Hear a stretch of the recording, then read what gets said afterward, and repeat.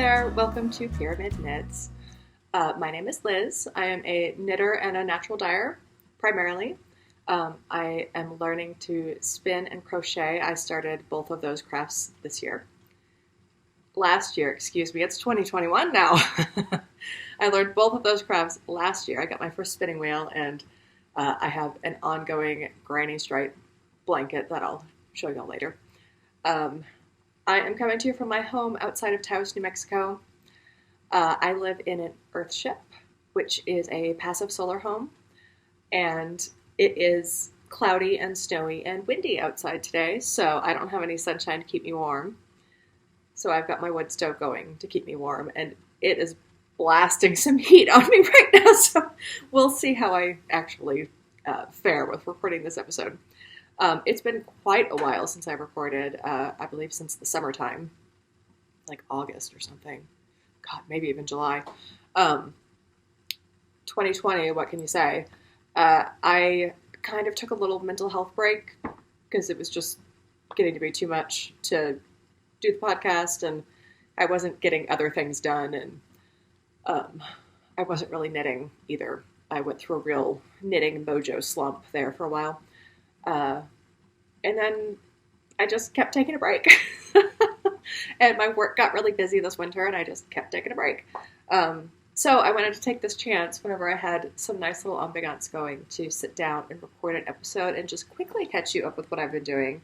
Because I am realizing with such a long break, I have a lot to show you. So let's see. I'll start with what I'm wearing.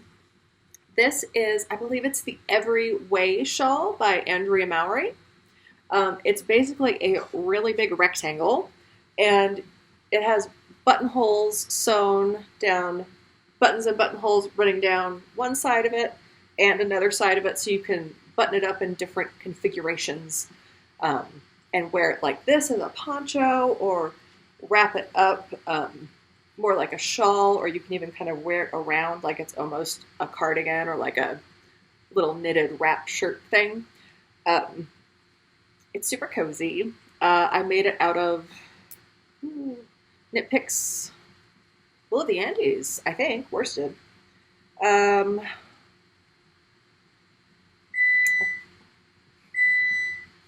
Excuse me, I have some sourdough going, so I need to go and deal with my bread for a second.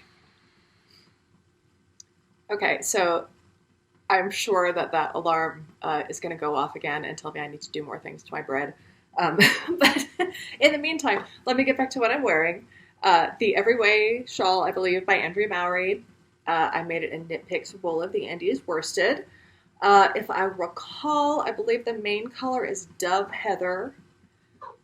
The green is Avocado, Pumpkin for the orange, and Spruce for the blue. And I just really liked it. It felt like a really kind of retro palette, and I really love this graphical arrow that goes along. This pattern does require you to do Colorwork flat. That's the only time I've ever done that, and it was not the most enjoyable thing. Thankfully, it's not for a very big section, just for this little arrow section, which is repeated on both sides on the back there too. Yeah, it's fiddly. You have to move your fingers around a lot to purl in Colorwork. It's definitely possible. If I had more practice at it, I know it would go faster, but it's not the funnest thing in the world to do. So, anyway, I'm just going to go ahead and get into knitting because I have a lot of stuff to show you because I've been crafting a bunch. My knitting mojo has come back. My crafting mojo has come back. And I have been working on so many things. So let's just start with finished objects, okay? Okay. So my first finished object. This is everything that I've finished since the last time that I talked to you guys, which was in July or August. Which this is going to be actually pretty pathetic. I have a sock head here. I knit this out of, oh crap, I don't remember. I will definitely look it up. It's Yarnies of Texas, I believe. I think they're out of Abilene. I got this at the Taos Wool Festival, and it is just the prettiest color.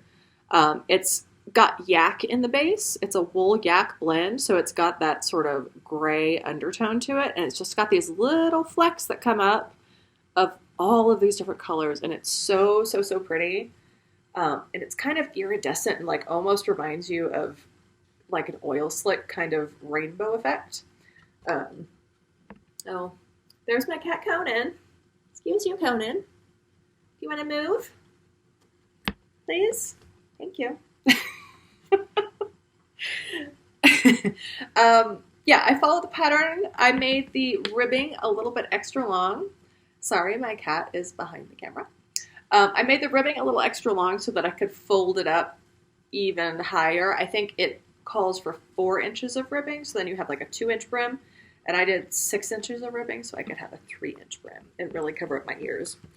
And yeah, I love this hat. It's so cozy, and the yak makes it really warm, but it is a fingering weight, so it's not heavyweight. So it's a great sort of in between fall, spring, you know, the sun's out, but it's chilly, kind of a weather hat. Yeah, I believe I also did this on size 2s, which is what the pattern calls for. Yep, sockhead hat. Gotta love it. Nice, simple, easy hat. Yeah. Speaking of nice, simple, easy projects, I did lose my knitting mojo last summer and fall, and I kept thinking I must just be, you know, stressed out, whatever. I must need something simple to knit. I must just want something stockinette. So I kept trying to do all of these easy, simple stockinette projects. And this one was actually great. I did this in like a week or week and a half. I just couldn't stop knitting stockinette in the round. But I tried that with, you know, some sweater projects, and I just, you'll see there's a theme emerging in all of my works in progress. They all got stuck somewhere around the sleeve and then cast aside. Anyway, but then I realized in December, because I still wasn't feeling very motivated, but I really needed a pair of mittens, and I've been meaning to knit myself a pair of mittens for like the last 3 winters. And Skandir Knits was doing her mystery mitten knit-along. And I figured, what the hell? Like, let's give it a try. I'm not great at colorwork in the round. I never have been, but I really wanted to practice. And I did it. I did it. Look, they're so cute. Oh my goodness. And it turned out I didn't actually need a mindless project. I actually needed an engrossing project to get my mojo back. Yeah, I'm loving these so much. So, a little bit about these mittens. They were the mystery mittens. There is supposed to be another little motif that goes across the top where you get some more of these little bows, and then there's like a little star right in the middle, and it's so cute, and I really, really wanted to do it. But my row gauge, whenever I knit colorwork, is just stupid off. So this is the perfect length for my hand. And I got really, really lucky because I didn't know what the pattern was going to be.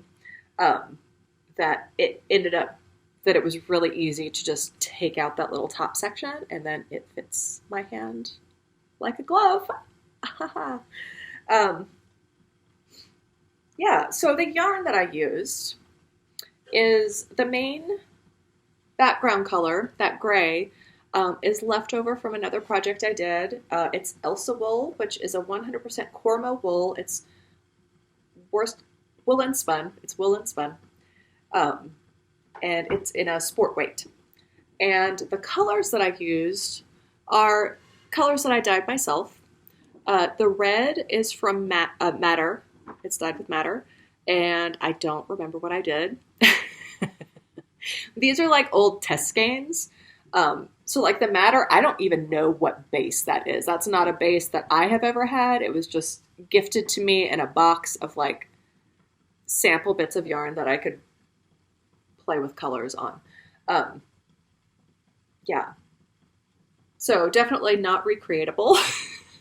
I don't know what the base is. I don't know anything about it. The yellow is dyed from chamisa in my yard, also known as rabbit brush. Most commonly in like natural dye documentation, you see it referred to as rabbit brush. Everybody around here calls it chamisa, though. Yeah, so this was a stash busting project, or a stash diving project, rather. I mean, I just wanted to use what I had. So I found what I had, and it worked out fantastic, except that I did run out of the red when it came to the thumb. So I had to do the other thumb in the yellow, which honestly, I really don't care that much. It's kind of cute, and it lets you know that the yellow one goes on your left hand. If you just see it at a glance, you know. Yes, I really, really loved knitting this chart and knitting these mittens, and they're so super soft, and having the main color be in this slightly heavier weight, because the other two are fingering weight, and the gray is sport weight. But since it's woolen spun, it's really adaptable to different gauges. It's got a lot of loft and air to it, so it feels really, what's the word I'm looking for? Cozy. They feel really cozy. Because, you know, the gray yarn is a little bit thicker, so it's got a little bit more squish to it. It's got a little bit more body to it. The woolen spun is a very, very warm yarn. It traps more air in it. So yeah, these mittens have been fantastic. They have kept me very warm whenever I've had to go up the mountain, up to the ski valley. I work from home, but I work in a ski resort area. So I often have to go up and be up in the very cold. And I often go and play in the mountains and go snowshoeing and, you know, walking in the woods in the snow. So these are fantastic.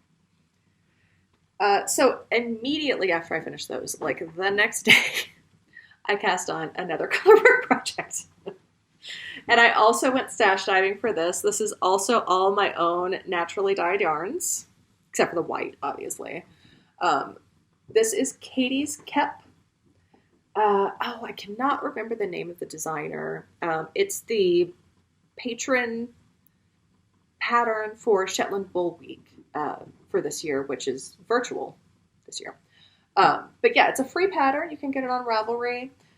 It looks way more complicated than it actually is, and you will see my little secret peeking out the bottom. I haven't woven in my ends. It's just a big mess.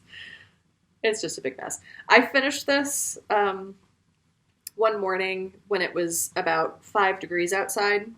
That's not Celsius, that's Fahrenheit. So I just put the hat on as soon as I finished it, and I haven't bothered to weave in the ends yet, and I've even worn it out. Whatever. That's how I roll. So yeah, let me tell you a little bit about the yarns that I chose. The pattern picture uses a much different color palette than I did. The pattern picture is like a black background with almost like a hot pink magenta sort of colors in it. And I wanted to use what I had, so this is what I had. And this is a mixture of variations of the chamisa and the sage in my yard and some indigo. So down here, and I'm actually not totally sure which is which. I'm pretty sure these are all variations on sage, but I'm not 100% positive. They might be chamisa.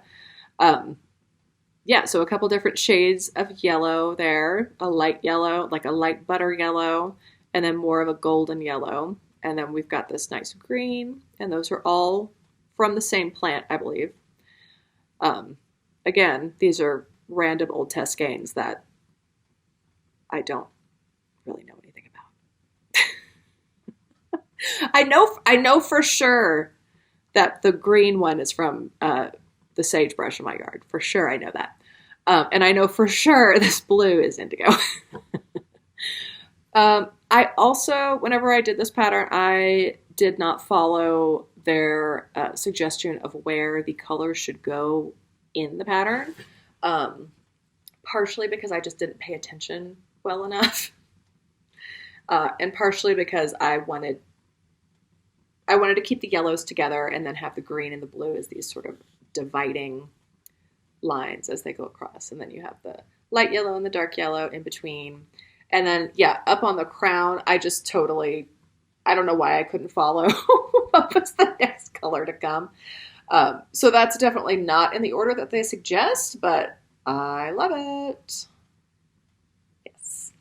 So yeah, this is Katie's Kepp, and I knit this in, I think, like 2 weeks, which is pretty quick for me. I'm not the super fastest knitter. But yeah, I just kind of couldn't put it down. I kept wanting to knit a few more rows, and it's just a perfect fit. I usually have to go up a needle size in my Colorwork, which I did actually do for the mitts. I had cast them on in the recommended needle size to begin with, and they were way too small. So I had to rip them out, and I went up to a size. I did the cuff on a size 2. Oh, excuse me, my hair is on there. The cuff on a size 2 and the body on a size US 3. Which, you know, I mean, arguably contributes to the fact that I had to make it short.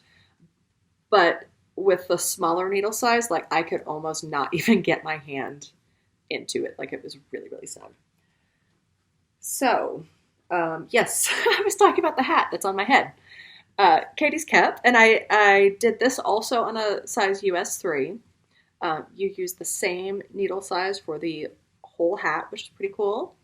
I had never knit a hat in this sort of Shetland style before. I've done some corrugated ribbing on like a sweater ribbing before, but I've never done it on a hat, and I've never done like a Fair Isle hat like this before, and I really, really loved it.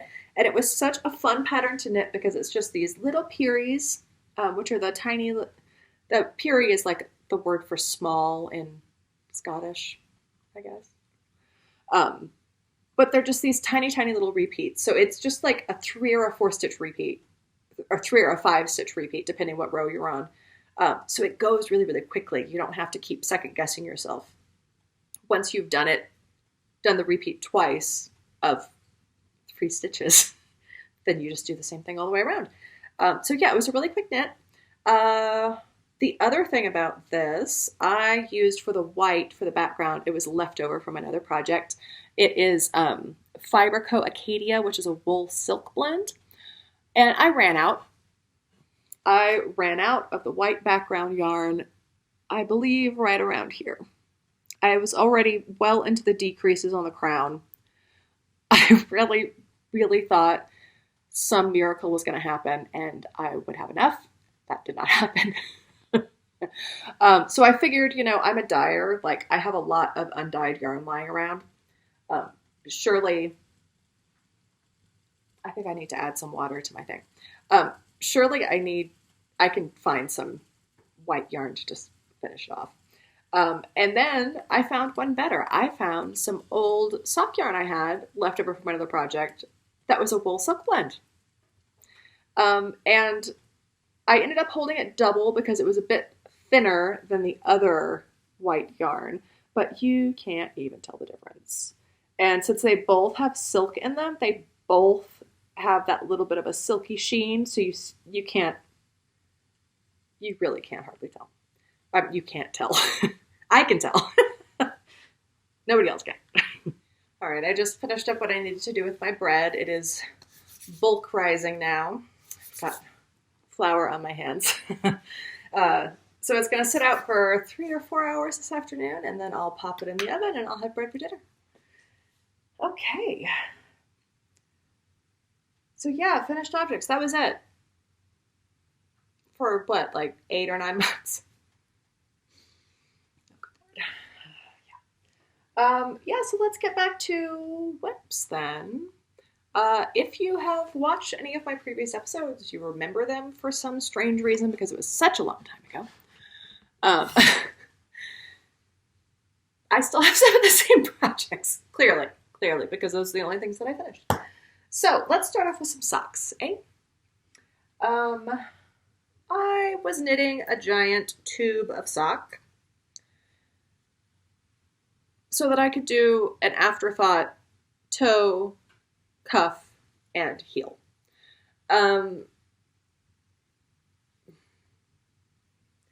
My reason for that was because I dyed, this is both my colors. The reason for that was I had not dyed this brown yet.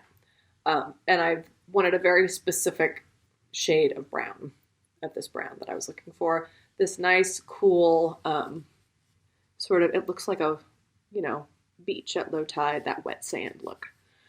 To go with my little, it's like my little white-capped waves. So these are beachy socks. They're all about the beach. Yeah, so clearly I haven't finished because I am terrible at doing those fiddly bits. And also I thought that I was smarter than every other knitter in the history of everything.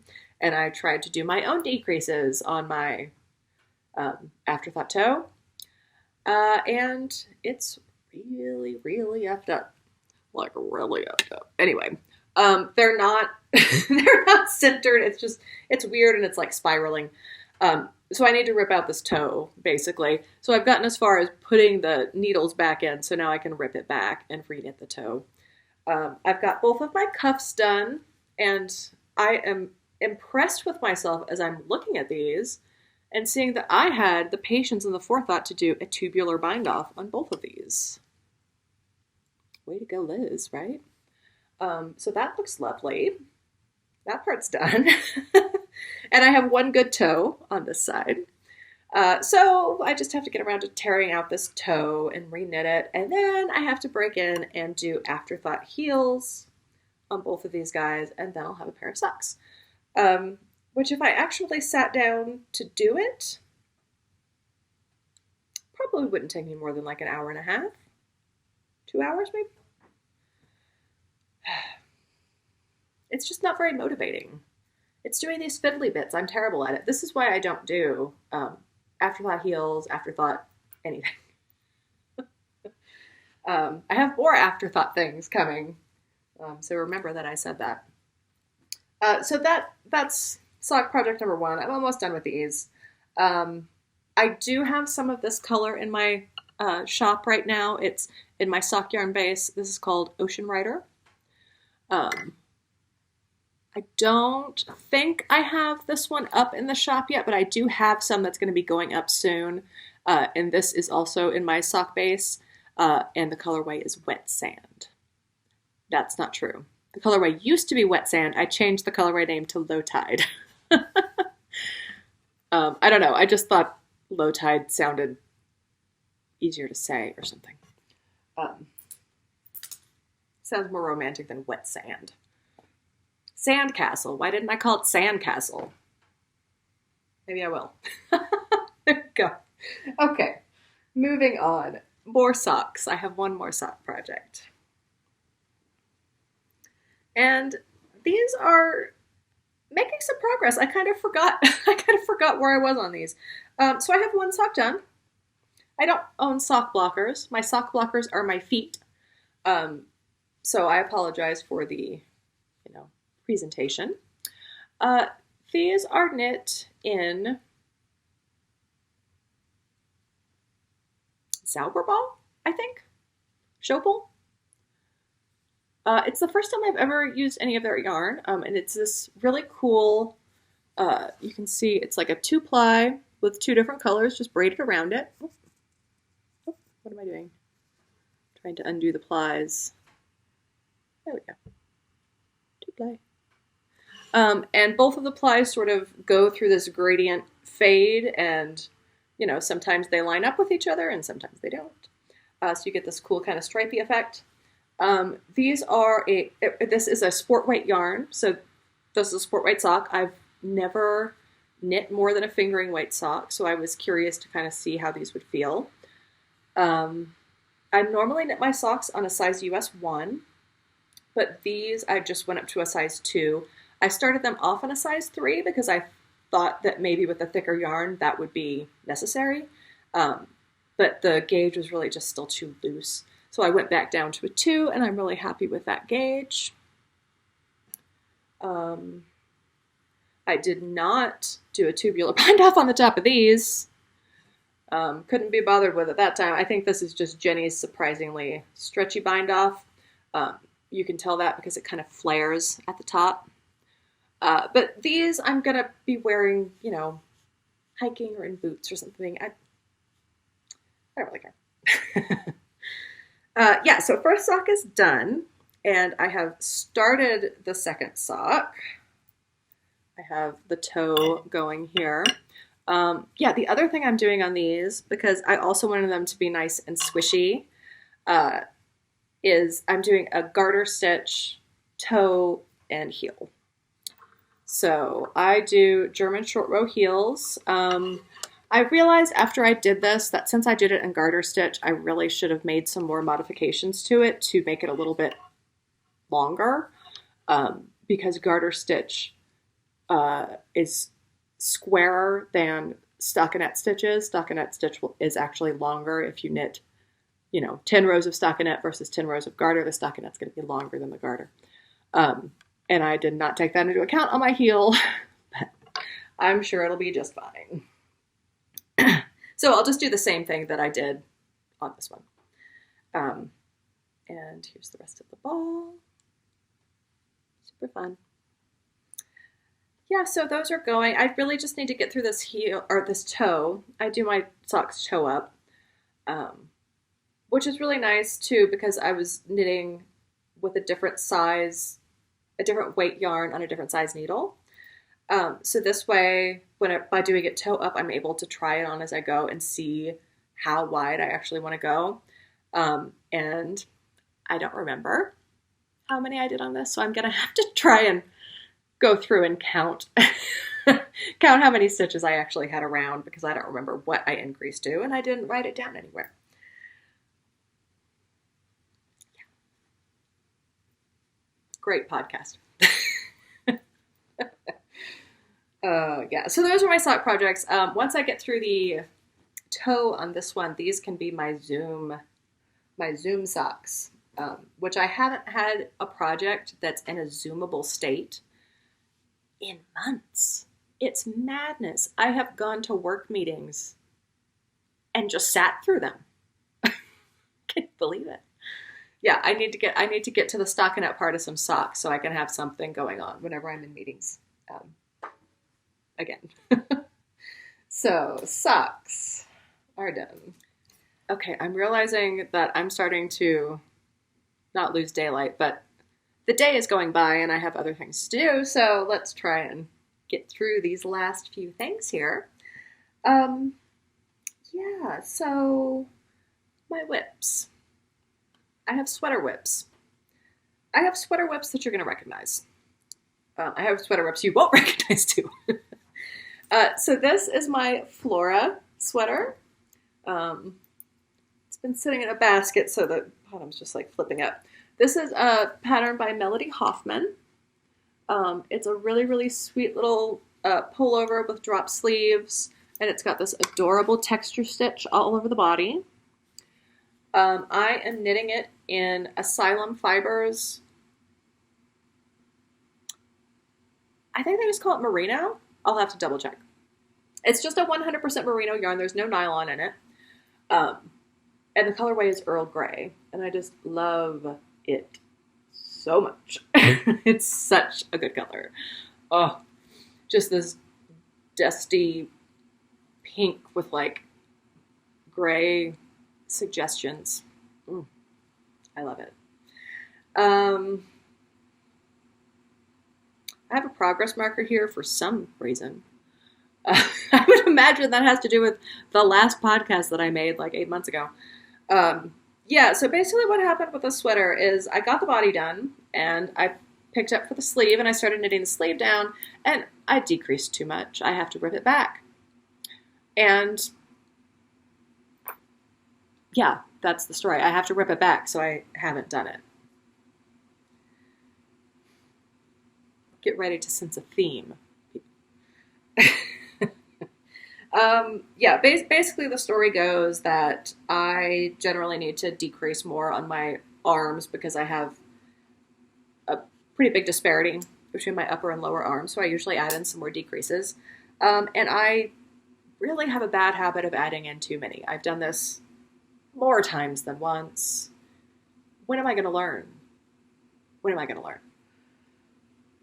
So, yeah, hopefully I'll learn on my next sweater project, which I can now show you. So yeah, I got to rip back and we'll keep going on this. Lovely pattern, lovely yarn. I'm really enjoying it. It's going to be great for springtime. So this was an impulse cast on when I had no knitting mojo, and I thought I needed something simple to just, occupy myself, and I'm dealing with some tangly things here. Sorry. Through the magic of editing, you won't see any of this. There we go. Okay. I cast on the Felix cardigan. And it's so cute. And it's just like in the best color. This is my favorite color in the world. So this is the Felix cardigan by somebody. Everybody's knitting it. It's knit in Aran weight or worsted weight. I'm knitting this on, I don't even know. It's been such a long time since I've even picked this up. I believe it's knit on size 9s or 10s. The needles that are in it are at the end of the sleeve. And they're size 8s. So I think the body is either on a 9 or a 10. And I'm doing the ribbing on an 8. So yeah, I did the same thing on this sweater. I knit too many decreases into it on the sleeve, and I ripped the sleeve back and I re-knit the sleeve. So this is already the second time that I've knit this sleeve. I've gotten it set up for the tubular bind off. I just need to do it. Do you see the theme yet? Do you see it? Yeah, this fits great. It's super cute. I did the tubular bind off on the bottom of the body as well, which looks so nice and neat.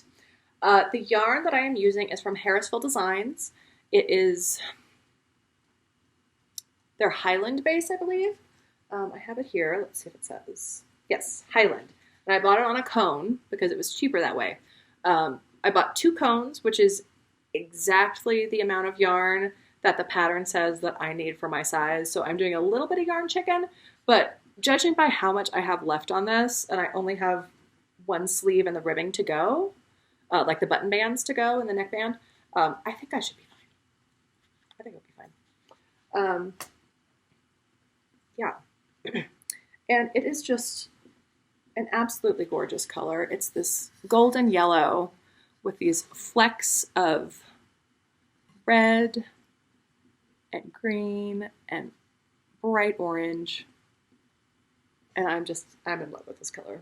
It's mustard, if anybody's wondering.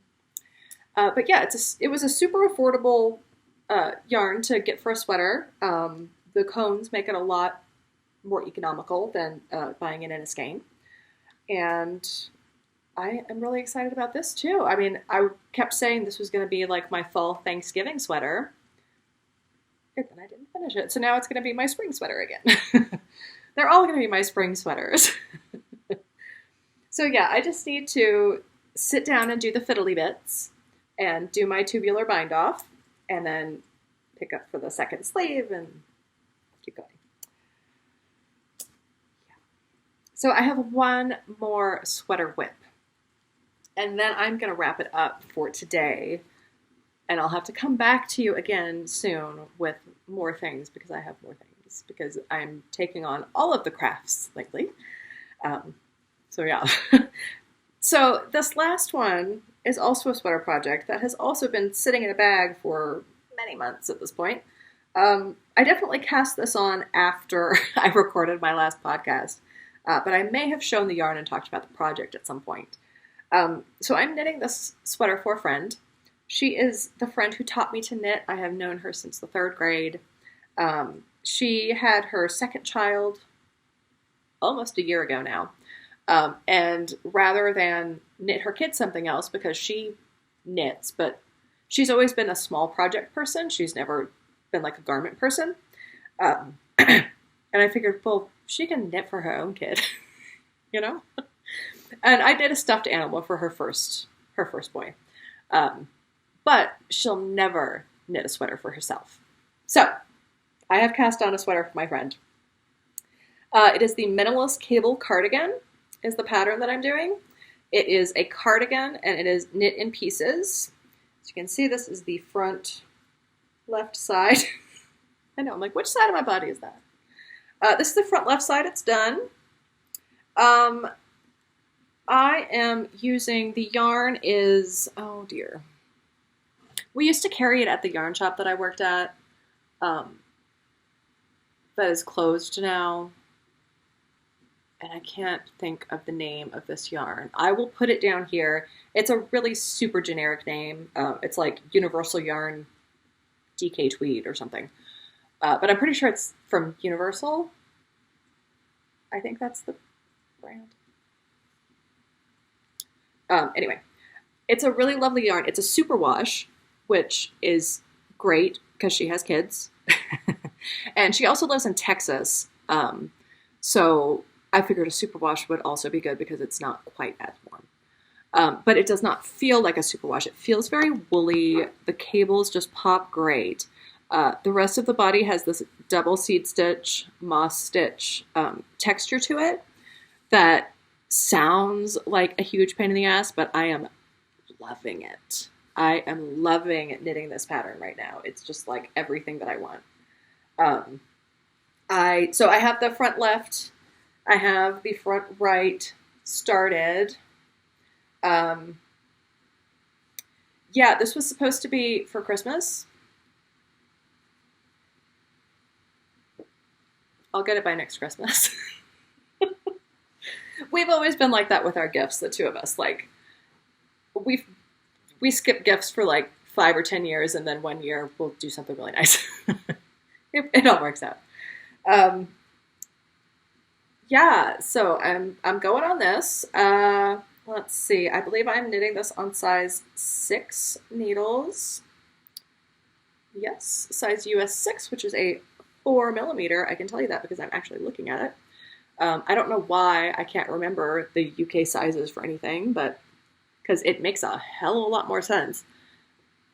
I still can't remember. So, anywho, yeah, we're going. I'm really, really loving it because it's relatively short rows.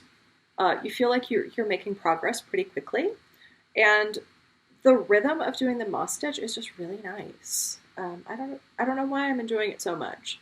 And then you get the little cable panel in there for just a little bit of like, oh, pay attention to me.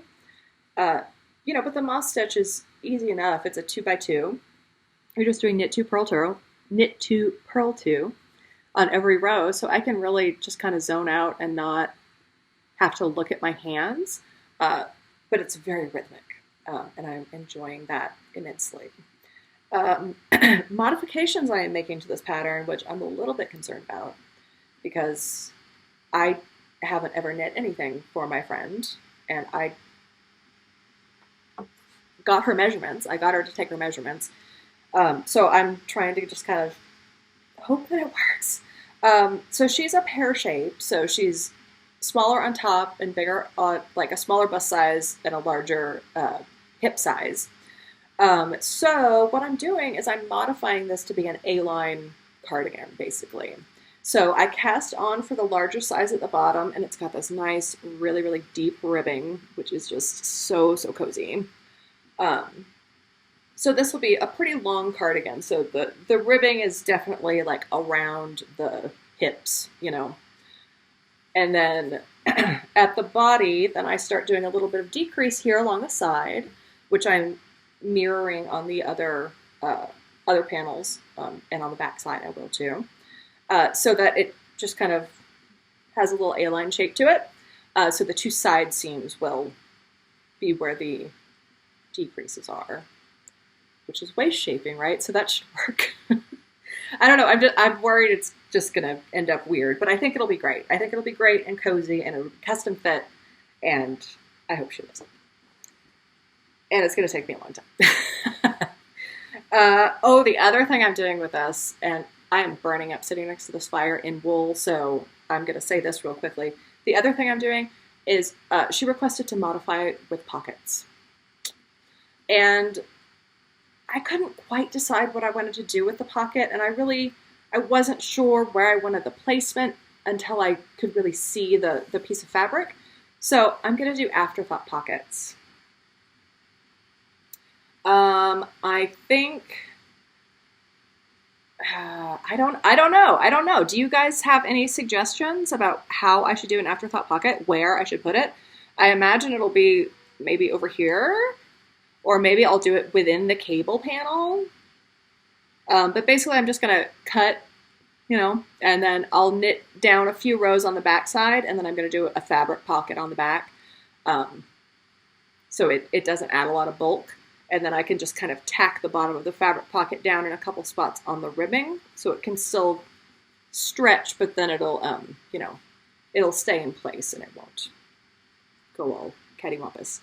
But yeah, I'll have to do a horizontal cut for the pocket. So yeah, I'm not sure how wide I want to make it or exactly where I want to put it. So I can decide that later and slice into my sweater. Yeah, so if anybody has any experience adding pockets to a garment and have any tips on, proper placement, I don't know. That'd be great. Yeah, so I am absolutely burning up right now, and it is lunchtime, and I'm hungry. And my cat Tim here is coming to say goodbye, which is very sweet. This is Tiny Tim. He is 18 years old, and I have had him for 18 years, and he loves the wood stove. Whenever we have fires, he's just laying right in front of or underneath the wood stove the whole time. So yeah. He's a very cozy kitty today. Very cozy kitty. So yeah, I'm going to go ahead and wrap it up for today, but I will be back soon because I have been doing a lot of sewing. I did quite a bit of sewing. I have some finished objects and some works in progress in my sewing baskets. And, I didn't get to my granny stripe either, so I'll throw that in there somewhere. Yeah. It's a blanket with granny stripes. It looks like all the other ones. So, yeah.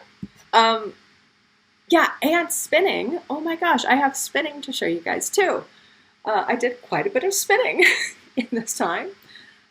But again, I'll save that for another day. So sewing and spinning and natural dyeing to come. I hope you all are having a lovely day. It was so nice to sit and chat with you for a little bit. I hope you enjoyed having a little knit time with me, and I will talk to you all soon. Bye.